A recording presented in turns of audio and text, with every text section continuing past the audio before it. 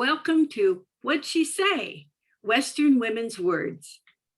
I'm Gail. And I'm Paula. We're historical educators and women of the West who love to research primary sources and voice true stories and words of other women of the West, past and present. For instance, the story of Clara Brown. Who was she? Please listen. Clara Brown was a Black pioneer who truly left her mark on Western history. Aunt Clara Brown, as she was affectionately called, was born in 1800 in Virginia to slave parents who were sold to separate owners when Clara was 3. Clara went with her mother to Ambrose Smith, a farmer in Logan County, Kentucky. Smith, a devout Methodist, took Clara and her mother to his church services. When Clara was 18 and a tall, strong woman with warm brown eyes, the Smiths bought an 18-year-old slave carpenter, Richard. The two were encouraged to marry and produce children to work the Smiths' farm. Clara gave birth to 4 children, Richard, Margaret, and twins, Eliza Jane and Paulina Ann. Paulina Ann died at a young age, and Margaret died in her teens. When Ambrose Smith died, his estate was settled by selling each of Clara's family separately at auction. Clara was separated from her husband, who later died, and from her remaining children, Richard and Eliza Jane, when she was sold to George Brown of Russellville, Kentucky. Following Southern custom, Clara, like other mature female slaves, was called Aunt and given the last name of her new owner, Brown. Clara's 2 living children, Richard and Eliza Jane, were sold to different owners, and Clara feared she would never see them again. The Brown family liked Clara's intelligence and spunk. When George Brown died in 1856, his daughters decided to help Clara buy her freedom. Clara helped by contributing the $100 she had saved. She moved to St. Louis, where Missouri law protected free Blacks. Clara worked for nearly 3 years, saving every penny she could. Later, Clara went to Kansas. There, in 1859, she joined a wagon train headed to Colorado, earning her way by cooking.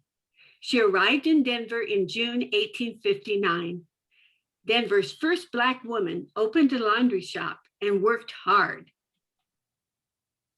And Clara moved to then booming Central City, rented a 2-room cabin, and started a laundry. According to Clara, as soon as she had painted a sign saying laundry, she had customers.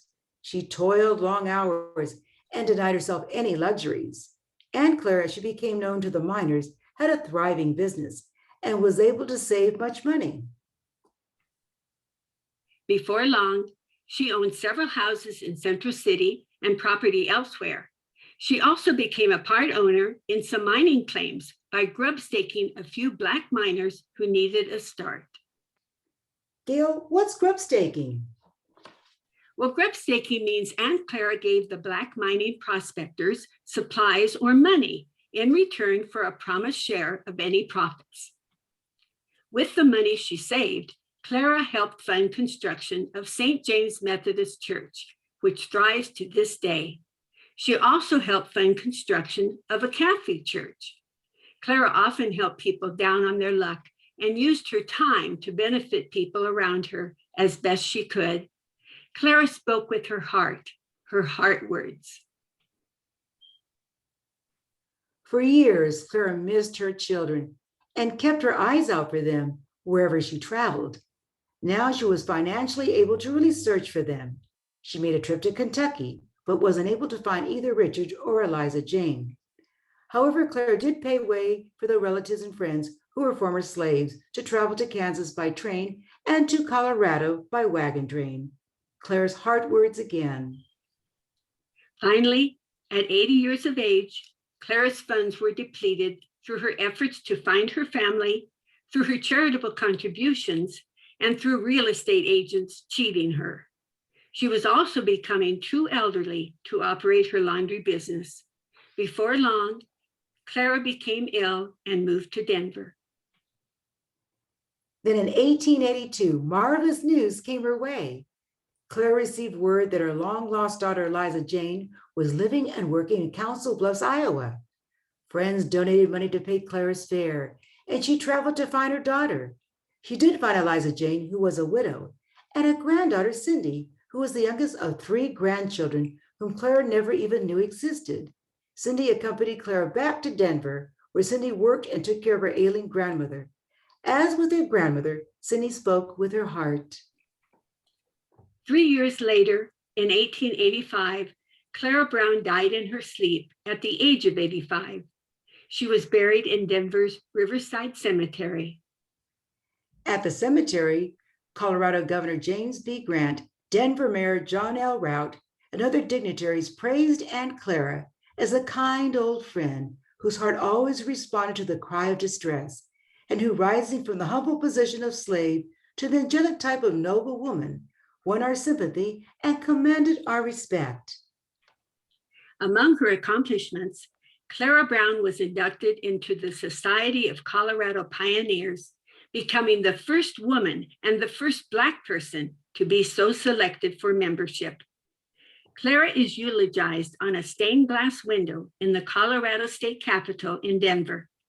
The caption beneath her picture reads, "An ex-slave who grub-staked miners and later led wagon trains of Blacks from Kentucky to Colorado." It's amazing what Clara Brown overcame and accomplished during her lifetime. Oh, definitely, Paula. Everyone should hear and feel inspired by Aunt Clara Brown's life story. And to our listeners, if you have any comments or stories about Western women, past and present, please share.